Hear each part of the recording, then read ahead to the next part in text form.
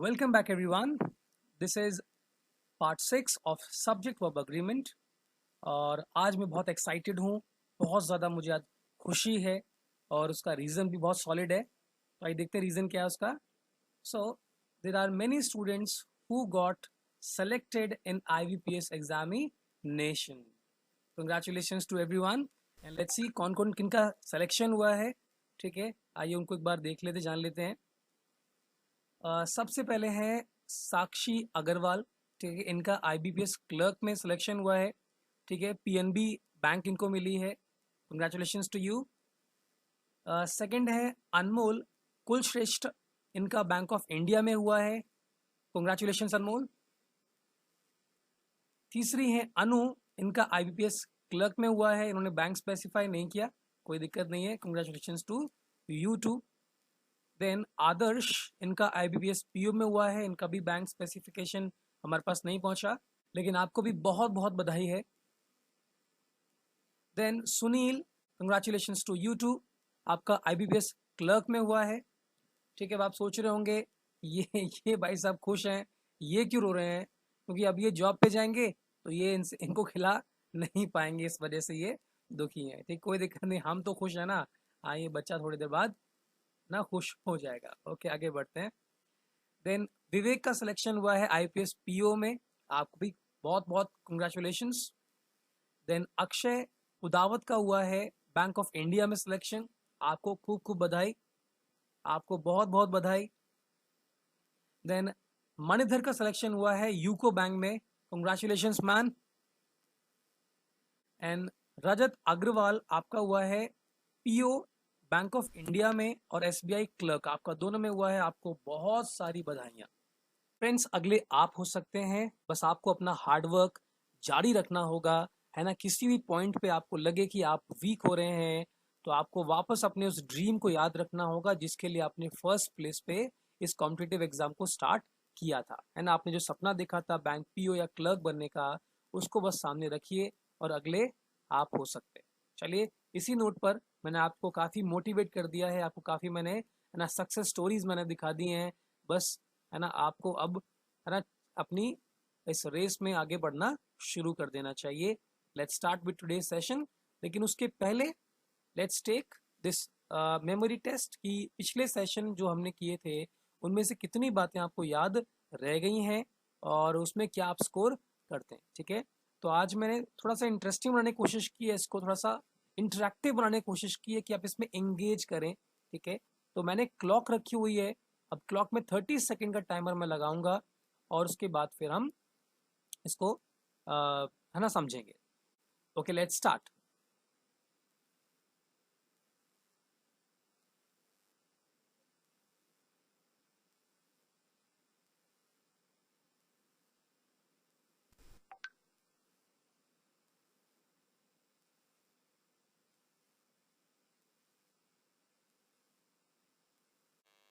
Well done everyone, I am sure आप सब ने इन 4 सेंटेंसेस को अटेम्प्ट किया होगा और, है ना, आपके आंसर्स भी आगे हैं। ठीक है, और वो सब के सब सही भी हुए होंगे, मैं ऐसी उम्मीद है आपसे।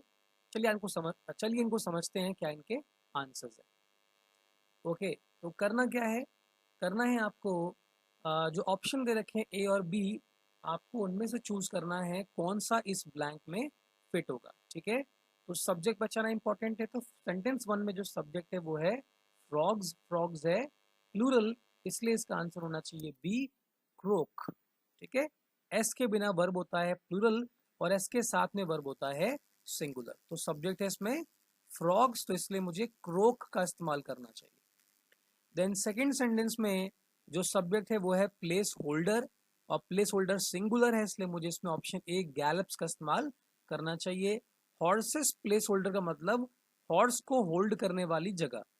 ठीक है, वो जगह जहाँ पे हॉर्स को होल्ड करते हैं उसकी बात यहाँ पे हो रही है।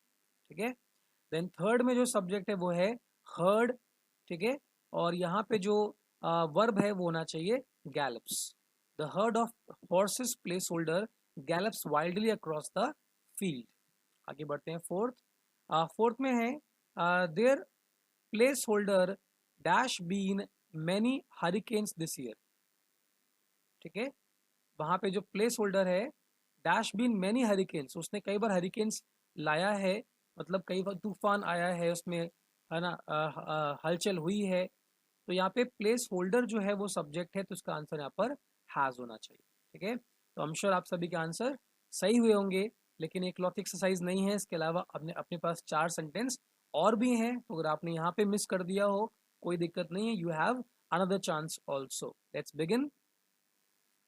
तो फिर से आप, है ना, 30 सेकेंड का पॉज लीजिए और उसके बाद फिर हम इसको समझते हैं।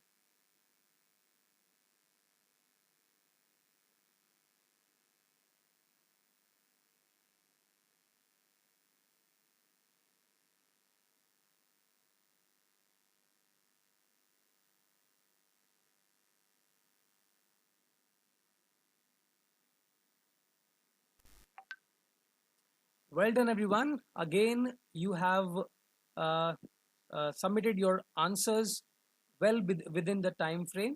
जो समय मैंने आपको दिया था उससे पहले ही आपने कर लिया, और 30 सेकंड में भी किया, तो आप बहुत क्विकली कर रहे हैं इसको।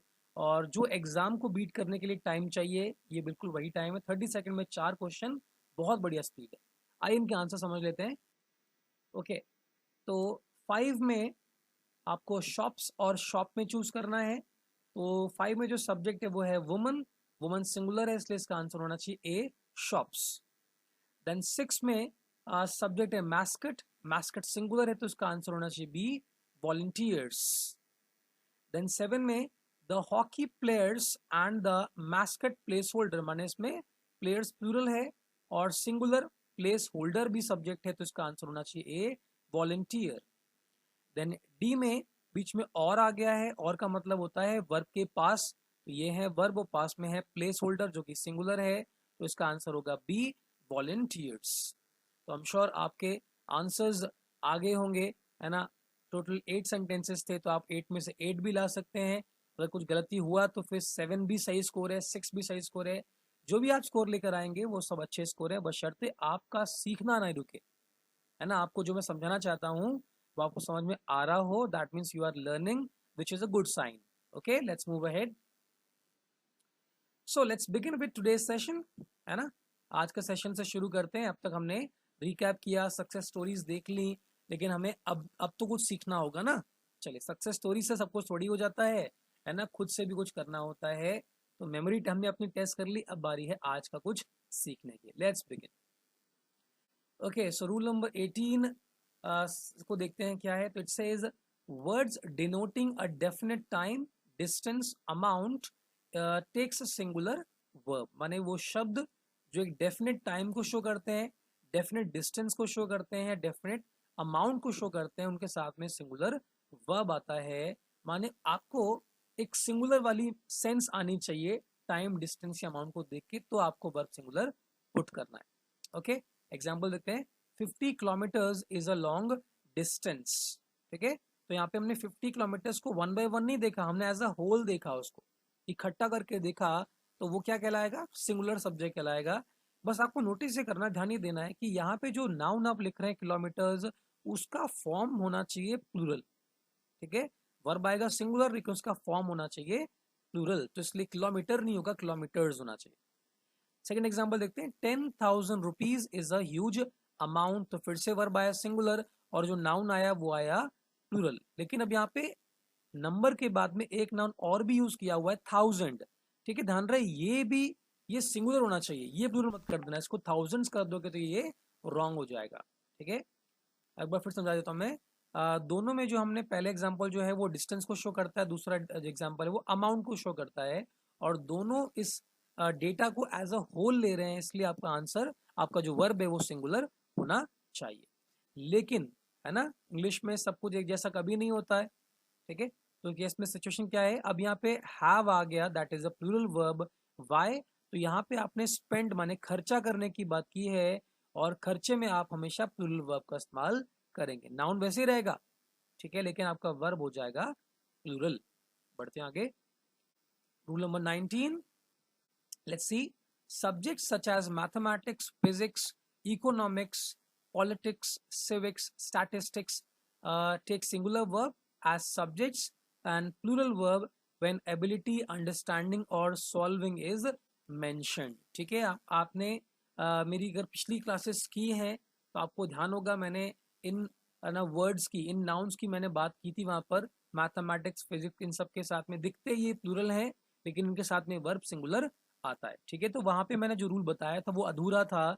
ये पूरा रूल है कि पहली बात तो अगर मैंने इसको सब्जेक्ट की तरह इस्तेमाल किया, माने पढ़ने वाले विषयों की तरह इस्तेमाल किया, तो आपका वर्ब आना चाहिए सिंगुलर। लेकिन अगर मैं लिख तो मैथमेटिक्स रहा हूँ, लिख तो फिजिक्स रहा हूँ, या लिख तो इकोनॉमिक्स रहा हूँ, लेकिन मेरा कहने का मतलब एबिलिटी से है, मेरा कहने का मतलब अंडरस्टैंडिंग या उसको सॉल्व करने से है, तो फिर मेरा वर्ब कैसा आएगा? तो आंसर है वर्ब आएगा प्लूरल। एग्जाम्पल देखते हैं, mathematics is a good subject, तो यहाँ पे मैंने सब्जेक्ट वर्ड यूज किया, तो आपका वर्ब आना चाहिए था सिंगुलर, और आ गया। दूसरा देखिए, माई मैथमेटिक्स इज पुअर। अब ये रॉन्ग हो गया क्योंकि मैथमेटिक्स की बात नहीं हो रही है ना। मैथमेटिक्स कैसे पुअर हो सकती है? और पहली बात, मैथमेटिक्स क्या हमने बनाई है? हमारी थोड़ी है।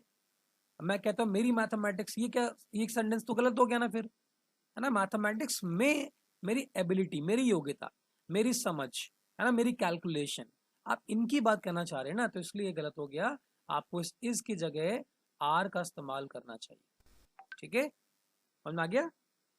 आगे बढ़ते हैं।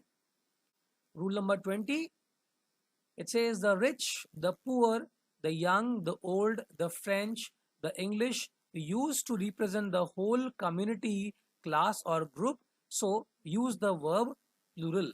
दैट मीन्स अगर आपने रिच के संग आर्टिकल द यूज किया हुआ है, पुअर के संग आर्टिकल द यूज किया हुआ है, यंग के संग आर्टिकल द यूज किया हुआ है, ओल्ड के साथ में किया है ना, फ्रेंच के साथ में किया है और इंग्लिश के साथ में किया है, तो ये एक पूरी कम्युनिटी को रिप्रेजेंट करता है, इसलिए इसके साथ में वर्ब होना चाहिए प्लूरल।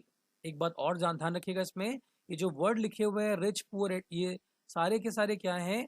एडजेक्टिव्स हैं। ठीक है, तो वैसे तो एडजेक्टिव नाउन को क्वालिफाई करते हैं, मान नाउन के पहले इस्तेमाल करते हैं, माने रिच मैन कर सकते हैं, पुअर वुमन कर सकते हैं, यंग बॉय कर सकते हैं। तो यहाँ पे मैन, वुमन और बॉय को क्वालिफाई करने के लिए आपने इनको यूज किया है। लेकिन अगर आपने दा के संग में एडजेक्टिव लगाया और वो किसी पर्सन की बात कर रहा है, माने वो पूरी पूरी कम्युनिटी की बात कर रहा है, और वहां पे आपका वर्ब होना चाहिए प्लूरल। एग्जांपल देखिए, the rich hates the poor, माने जितने अमीर लोग हैं वो सारे गरीब लोगों की को नफरत करते हैं। तो इसमें वर्ब यूज कर रहा है जो एस के साथ, वो गलत हो गया। आपको उसमें हेट यूज करना चाहिए। एग्जाम्पल नंबर 2 देखिए। ओके, समझ में आ गया? आइए एग्जाम्पल नंबर 3 देखते हैं। The French loves their food.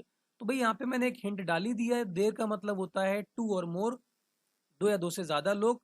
ठीक है, इसलिए ये रॉन्ग हो जाता है कि फ्रेंच के साथ में वर्ब जो यूज कर रहे हैं लव्स, उसमें एस आपको यूज नहीं करना चाहिए। तो अगला एग्जाम्पल देखेंगे तो ये वहां पर भी सही हो गया, the French love their food. ठीक है, समझ में आ गया? आगे बढ़े। ओके, तो ये आज का लास्ट रूल है। Let's see, verb is used according to the nouns following the below mentioned phrases। माने कि अगर आपने ये phrases यूज किया हुआ है तो इनके बाद जो भी आप नाउन यूज करेंगे उसके हिसाब से आपका verb होना चाहिए। अगर आपने lots of, a lot of, plenty of, a quarter of, part of, percent of, one third of, half of, most of, some of, all of, a good deal of का इस्तेमाल किया है। एग्जाम्पल देखिए, a lot of books were published। तो यहाँ पे books जो है वो प्लूरल नाउन है, इसलिए आपका वर्ब भी प्लूरल आया। लेकिन अब आपने बोला अ लॉट ऑफ, अब मिल्क लिखा है लॉट ऑफ के बाद में, मिल्क कैसा नाउन है? सिंगुलर नाउन है, इसलिए आपका वर्ब भी सिंगुलर आया। नेक्स्ट एग्जांपल देखिए, plenty of sugar is required. तो शुगर कैसा नाउन है? अनकाउंटेबल, हमेशा सिंगुलर होता है, इसलिए इसलिए आपका वर्ब भी सिंगुलर आया। Then next example, plenty of books were lying on the floor. तो बुक्स जो है वो है प्लूरल, इसलिए आपका वर्ब भी आ गया। दैट मीन्स इनके होने से बस इतना ही तय है कि वर्ब सिंगुलर और प्लूरल दोनों ही हो सकता है, लेकिन होगा कैसे? तो डिपेंड करता है नाउन से, है ना। अगर नाउन आपका सिंगुलर है तो आपको सिंगुलर वर्ब लगाना चाहिए, और नाउन प्लूरल है तो आपका वर्ब होना चाहिए प्लूरल। ओके ओके, सो ये है हमारा सबसे इंटरेस्टिंग, है ना, पॉइंट। यहाँ पे हमने जो रूल समझे हैं, देखे हैं, उनको प्रैक्टिस करने का टाइम आ गया है। है ना। देख सकते हैं कितनी एक्साइटमेंट है इन भाई साहब में, इतनी एक्साइटमेंट आप में होनी चाहिए और इसी एक्साइटमेंट से ही रिजल्ट्स जनरेट होते हैं। ठीक है, तो अगर आपको अपने ड्रीम पर विश्वास है और खुद पर विश्वास है कि आप उन्हें पूरा कर सकते हैं, एक पीओ और क्लर्क बन सकते हैं, देन शो दिस एक्साइटमेंट, इस एक्साइटमेंट को दर्शाइए और फिर देखिए कितना बदलाव आप में आ जाता है। ठीक है, चलिए एक बार रिकैप कर लेते हैं सारे रूल्स, उसके बाद मैं आपको एक्सरसाइज पे ले चलूंगा। तो रूल नंबर 18 है कि जो वर्ड्स टाइम को डिनोट करते हैं, डिस्टेंस को डिनोट करते हैं, अमाउंट को डिनोट करते हैं और डेफिनेट मतलब निश्चित समय, निश्चित दूरी, निश्चित है ना मात्रा को डिनोट करते हैं, उनके साथ में जो वर्ब होता है वो सिंगुलर होता है। आगे बढ़े।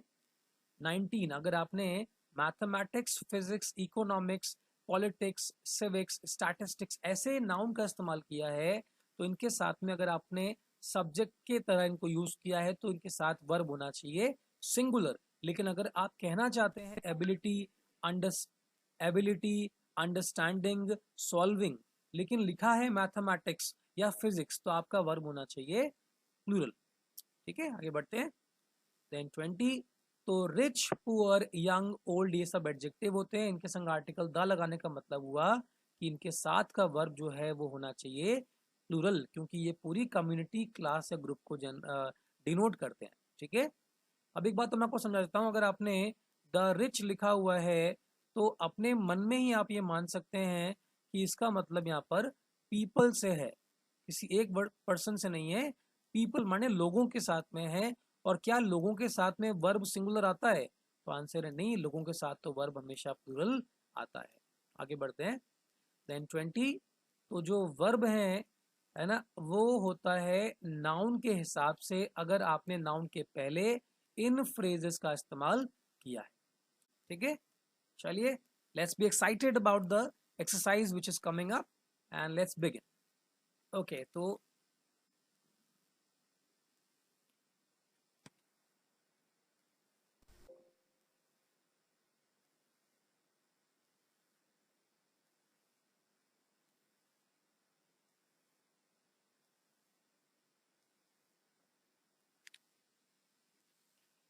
so again we have 5 sentences and and is a timer. ठीक है, 30 सेकेंड का क्लॉक है आपके पास आज फिर से। तो 5 सेंटेंस को आपको 30 सेकेंड में ट्राई करने की कोशिश करनी है। आपका समय शुरू होता है अब।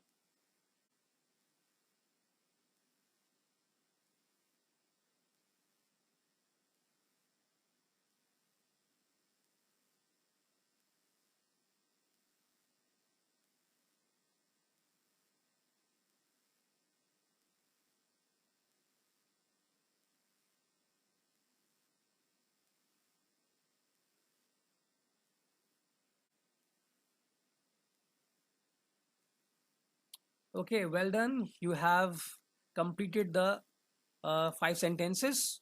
Okay, let's find their answers. Sentence 1, it says, your politics is very poor, so you should read some books. आपकी पॉलिटिक्स बहुत खराब है तो इसलिए आपको कुछ किताबें पढ़नी चाहिए। तो खराब किसे बोला उसने? क्या किसी पर्सन की पॉलिटिक्स हो सकती है? तो आंसर है नहीं, पॉलिटिक्स किसी की पोजेशन, किसी का अधिकार नहीं हो सकता है उस पर। तो हम कहना क्या चाहते हैं?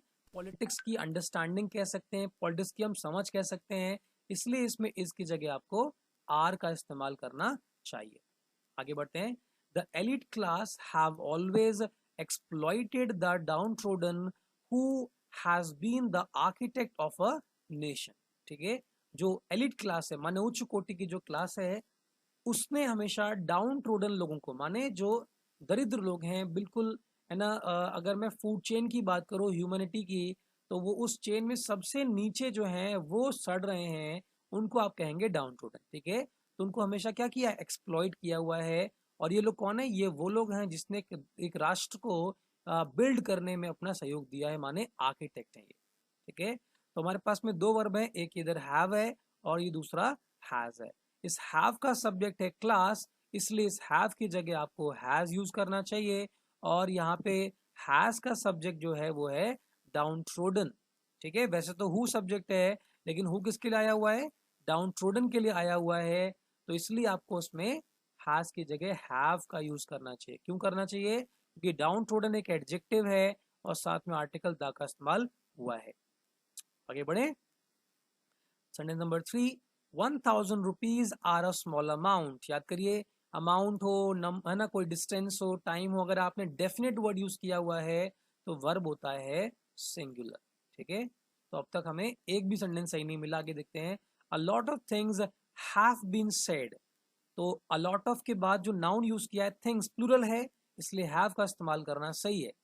And on this pandemic but hardly anything could percolate, माने काफी कुछ कहा जा चुका है इस वैश्विक महामारी पर, लेकिन कुछ भी छनकर पेश नहीं हुआ, छनकर सामने नहीं आया। ठीक है, तो चौथा इसमें बिल्कुल सही सेंटेंस। आगे देखते हैं। My statistics is weak and I know that. ठीक है, तो इसमें इज यूज किया है आपने स्टैटिस्टिक्स के लिए और नो यूज किया आपने आई के लिए। तो आई के संग में तो बिना एस वाला वर्ब आता है, सिर्फ वॉस को छोड़ के, तो ये तो ठीक है। लेकिन स्टैटिस्टिक्स के साथ में इज भी आ सकता है और आर भी आ सकता है। ठीक है, फिर से यहाँ पे आपने पॉलिटिक्स को पुअर कहा था और यहाँ पे आप स्टैटिस्टिक्स को वीक कह रहे हैं, तो दोनों सेंटेंस सेम ही तो हुए, तो आर इसका आंसर होना चाहिए।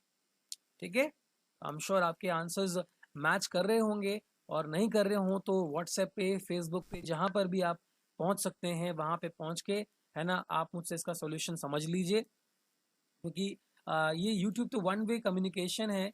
ठीक है, आप अपने आंसर्स पोस्ट करेंगे, क्योंकि मैं इस टाइम, है ना, बोल भी रहा हूँ, तो मैं उस टाइम आपको समझा नहीं पाऊंगा पूरी चीज़। लेकिन हाँ, अगर आप फेसबुक पे या फिर व्हाट्सएप पे पहुँचते हो, वहाँ पे अपने पास टाइम कंस्टेंट नहीं होता है, तो वहाँ पे मैं दिन भर आपको एक पॉइंट समझाने में व्यतीत कर सकता हूँ। चलिए आगे बढ़ते हैं। So we have another test for you.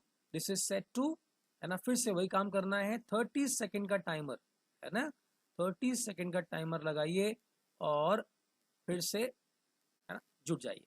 Okay, your time starts now.